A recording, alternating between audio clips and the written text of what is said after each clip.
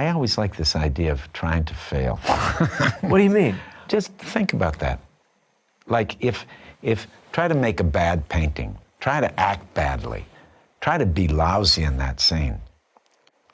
It's interesting. It kind of puts the idea of striving for perfection on, it does something. Yeah. In other words, So I maybe guess I'm try hard really on hard to fail and then watch playback and go, that was interesting, right?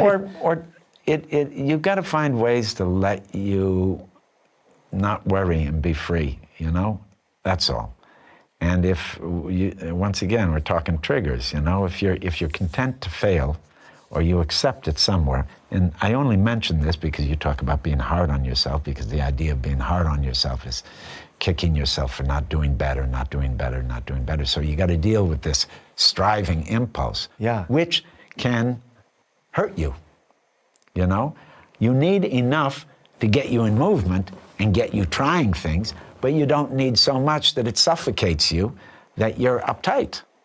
So I'm just saying, sometimes I flirt with ideas of fucking things up or not being hard on myself or, I mean, that's a brave statement, I think. And it's also, to put that into practice takes some confidence. Well, also you put yourself in situations where you can't control things. Right. Well, that's the life of an actor, right? A little bit, yeah. And that's why, people say, that's so risky. It's only risky if it's not risky, you know what I mean? Yeah, it's only risky if it's not risky, meaning... If it's a real risk, you're trying something. Right. Something will happen. Something will be learned. It's risky. If you know what it is, it's absolutely controlled. That's what'll kill you.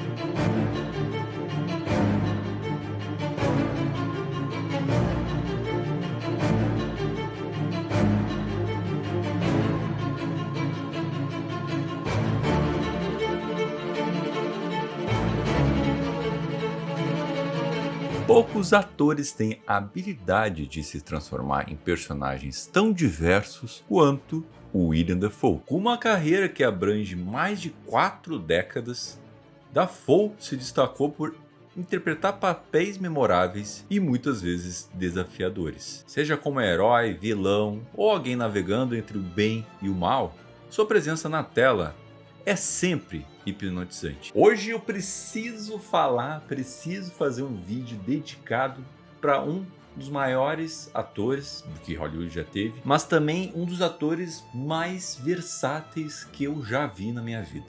William James Dafoe nasceu dia 22 de julho de 1955, filho de Muriel Isabel e Dr. William Alfred Dafoe. Seu sobrenome Dafoe é uma versão em inglês do sobrenome suíço-francês Devoe. No ensino médio ele adquiriu o apelido William, a versão holandesa do nome William. Mais tarde ele se acostumou mais com esse apelido do que seu nome de nascimento. E ele adquiriu esse apelido também para se diferenciar do pai, que também é William, né? É que nem meu pai é João e eu sou João, né? Eu sou João Pedro e ele é João Luiz, no caso, né? Mas me identifiquei contigo, Dafoe. Tamo junto, cara. Dafoe estudou teatro na Universidade de Wixon, Milwaukee. Ele foi aprendiz de Richard Schreiner, o diretor da trupe de teatro de vanguarda The Performance Group. Após tensões entre Schreiner e outros membros, depois que eles começaram a encenar em suas próprias produções fora do grupo, Schreiner saiu e os membros restantes, incluindo William Dafoe, criaram um outro grupo chamado The Hosters Group, onde esse grupo era composto por 16 membros e também 29 associados. E um dos membros fundadores era o William Dafoe. The Hoster Group é uma companhia de teatro sem fins lucrativos, que dependia de subsídios e doações dos apoiadores. O grupo é caracterizado por seu estilo extremamente experimental, muitas vezes incorporando aspectos do audiovisual, como vídeo arte interativa, transmissão ao vivo e entre outras formas de produções audiovisuais. E as performances normalmente são textos clássicos como Brecht, Shakespeare, Chekhov e Eugene O'Neill. O teatro foi a primeira grande paixão de Dafoe, e essa experiência o preparou para desafios que encontraria mais tarde em sua carreira no cinema. Dafoe fez sua estreia no cinema em um papel coadjuvante no épico de faroeste Heaven's Gate, de Michael Cimino. Dafoe esteve presente apenas nos 3 meses de uma filmagem de 8 meses. O seu papel se tratava de um lutador de galos que trabalhava com o personagem do Jeff Bridges. E o pior de tudo, muitas cenas que ele gravou foi removido depois da pós. Mas dá pra ver claramente que é ele participando no filme ali. Mas foi tão pouco essa participação que ele nem recebeu os créditos de ter feito esse filme. Em 1982, Dafoe estrelou como um líder de um clube de motocicletas fora da lei no drama The Loveless. E esse é o seu primeiro papel como protagonista. E depois de vários outros papéis que ele começou a pegar, a primeira grande oportunidade que ele abraçou foi no filme clássico de guerra Platoon. Foi em 86, com o papel de Elias, ele realmente chamou a atenção de Hollywood, interpretando um sargento idealista e compassivo. E o Dafoe aqui entregou uma atuação emocionalmente poderosa. Pequeno spoiler, tá? Vou colocar a borda vermelha, indicando que é o spoiler do filme.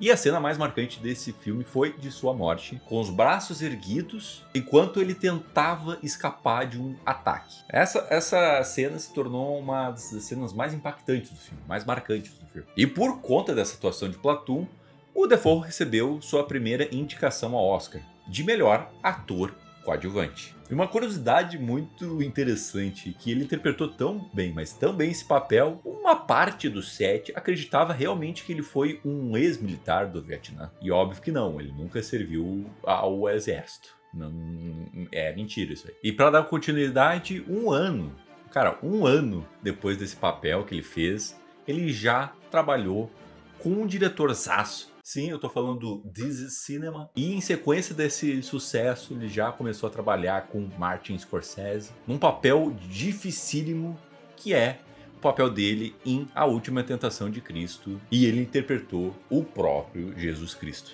E o filme nessa época sofreu por várias polêmicas, por se afastar bastante pelo retrato fiel bíblico. E ele foi rotulado por alguns como blasfêmico. Mas a atuação do William Dafoe foi amplamente elogiada aqui. E nesse mesmo ano, tu vê, desde sempre ele faz 1 zilhão de projetos aí. E no final do mesmo ano, 1988, ele já estrelou um outro longa de um thriller policial clássico que se chama Mississippi em Chamas. E de novo ele foi já muito elogiado. Assim como A Última Tentação de Cristo, esse filme foi um alvo de uma controvérsia, mas dessa vez entre ativistas afro-americanos, criticando bastante a sua veracidade dos fatos ali dentro do filme. Quando trazia os fatos, era de uma maneira muito ficcional, entendeu? Não era muito verdadeira. E é muito grave porque o filme se tratava sobre uma investigação real, de um desaparecimento real de 3 trabalhadores, né? Para os fãs da ideia de ver o Dafoe como Coringa, isso quase rolou. Lá atrás ele já foi considerado para ser o Coringa no filme do Batman do Tim Burton. O roteirista desse filme é que notou uma semelhança física absurda para interpretar o personagem. Eu diria que hoje em dia ele tem uma aparência física que seria perfeito como Coringa. Mas eu acho que ele não quer mais. Vamos descartar isso aí. Eu vou dar uma resumida porque ele fez muitas, mas muitas coisas, cara. Ele já interpretou um boxeador judeu, grego, em Thrift of Spirit. Ele fez uma aparição especial na comédia musical Cry Baby, como um guarda prisional, que ele dá uma breve palestra sobre valores para um personagem que foi interpretado pelo Johnny Depp. E no próximo trabalho ele trabalhou com David Lynch no filme Wild at Heart, com Nicolas Cage e Laura Dern, onde ele interpretou um criminoso que se envolve com os assaltos com o personagem do Nicolas Cage. E depois, olha a variedade de gênero que ele já fez. Ele estrelou um thriller erótico que se chama Body Evidence com a Madonna. a época que a Madonna queria ser atriz, né? Nesse filme ele interpreta um advogado que se envolve nos negócios aí com a Madonna que não dá pra falar nesse vídeo. E depois de um tempo ele trabalhou com Cronenberg nesse filme Existence. Ele interpretou um dono de um posto de gasolina. Eu acho que aqui algumas pessoas já conheciam esse fato, que o Dafoe fez um papel como ator coadjuvante no filme, um clássico, né, American Psycho, como um investigador particular ali. No ano 2000, ele estrelou e ele fez o papel principal no filme do Nosferatu. Sim, interpretando o Conde Orlok, interpretando o Nosferatu. Pegando um papel de peso, um personagem tão clássico que é o Nosferatu, ele foi bem elogiado pela crítica, assim tendo uma segunda indicação ao Oscar de melhor ator coadjuvante. E depois, no mesmo ano, cara, esse cara não para de trabalhar. E no drama Pavilion of a Woman, ele interpretou um padre americano que vive na China. Cara, são papéis muito específicos, cara. E depois de muito tempo ele interpretou o Duende Verde, é onde conheci ele, é onde a maioria do pessoal conheceu ele, no Homem-Aranha do Sam Raimi de 2002, que na época esse Homem-Aranha foi uma revolução em tanto, assim, para filmes de herói. Tecnicamente, era a primeira vez que era visto o Homem-Aranha nas grandes telas. E aqui, galera, eu acho que o Dafoe conseguiu trazer uma intensidade pro personagem do Duende Verde muito forte. Um personagem que tem duas personalidades que controlam ele ali, que até hoje, né, trazendo os três Homem-Aranhas de volta, não tinha como não trazer o William Dafoe de volta, né? Eu diria mais, nessa nova encenação que ele fez pro Duende Verde, ele conseguiu melhorar o personagem. E ele teve uma habilidade de combinar a loucura e o carisma dentro desse filme, que ele fez uma das figuras mais inesquecíveis até hoje de qualquer filme que lançado o Homem-Aranha aí, vão lembrar e vão referenciar o Duende Verde do William Dafoe. Mas, gente, sério, é um absurdo o currículo desse cara, o tanto de filme que ele já fez. É impossível eu falar de todos os trabalhos que ele já fez na vida e de uma maneira versátil que ele fez esses trabalhos. E em diferentes tamanhos, sendo o personagem principal, não sendo o personagem principal, fazendo pontas. Por exemplo, ele teve um pequeno papel como editor no filme The Aviator do Martin Scorsese, né? Mas também uma das maiores parcerias que ele já teve na história do cinema foi com Wes Anderson. Mas assim, galera, o William Dafoe sempre curtiu também, em questão de grana, fazer blockbuster, fazer filmes de herói, né? Mas ele tem uma intensa atração por fazer filmes com diretores visionários ou trabalhos desafiadores, né? Por exemplo, com os trabalhos que ele fez com Lavoie Trier. É um diretor extremamente polêmico, mas ele sempre gostou disso do Lavoie Trier. Que ele estrelou 2 filmes dele que se chamam Anticristo. É irônico, né? Ele fez o Cristo e agora ele tá fazendo Anticristo. E Ninfomaníaca, que é um filme mega polêmico, né? Onde aqui ele entregou performances bem, mas bem ousadas. E eu acho que o filme que marcou essa nova era do Dafoe foi o filme O Farol, do Robert Eggers, né? Onde ele contracenou com o Robert Pattinson, que também foi uma reviravolta para muita gente, mostrando, olha só, Robert Pattinson, né? Eu poderia fazer um vídeo só desse filme, O Farol, mas o resumo do resumo é uma história claustrofóbica e a atuação dos dois foi extremamente elogiada na época e extremamente esnobada pelo Oscar, né? Tem uma curiosidade sinistra, né? Nas gravações do filme O Farol, o William Dafoe, nas suas cenas longas de diálogo, ele não piscava. Se tu reparar, ele não pisca em nenhuma dessas cenas. Pulando para 2023, Asteroid City, com Wes Anderson, Pobres Criaturas, do Yorgos Lanthimos. Ele estrelou também um drama de época, Phil Down. E no mesmo ano, ele já reuniu de novo com o Lanthimos para lançar pro próximo ano, né? Kinds of Kindness, né, o Tipos de Gentileza, sem falar nesses próximos projetos aí desse ano, né, 2024. Nosferatu, A Lenda de Oshi, o filme do Saturday Night,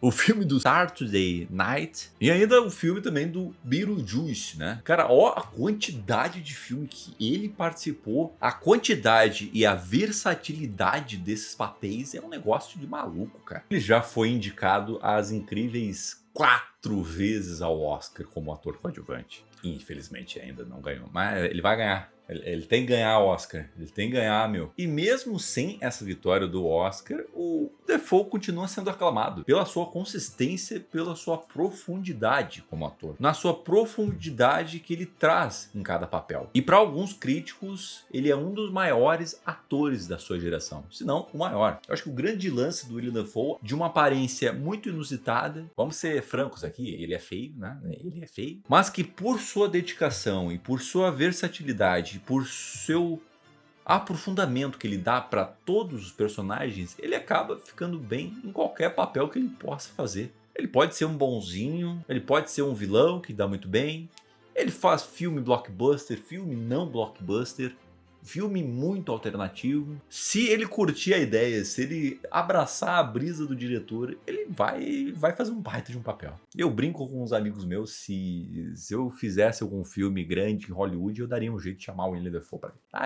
Daria um jeito. Com mais de 130 papéis no cinema e na televisão, Willem Dafoe construiu um legado que poucos podem igualar. Aos 69 anos, ele continua a se reinventar e desafiar as expectativas. Enfim, precisava fazer um vídeo sobre o Willem Dafoe. Eu realmente admiro muito esse ator, é um dos meus atores favoritos da vida. E eu acho que o que gera essa admiração e esse respeito, esse carinho por fãs de cinema pelo Willem Dafoe é a sua disposição de arriscar pelo ofício, de se arriscar, de se expor pelo ofício. Por a gente ver a variedade de papéis que ele já fez. Em qualquer filme que seja anunciado, se tiver o nome Willem Dafoe ali, eu já fico um pouco mais curioso para assistir. Mas me diz aí, qual é o seu filme favorito com esse ator? Então é isso, muito obrigado e até a próxima. Tchau!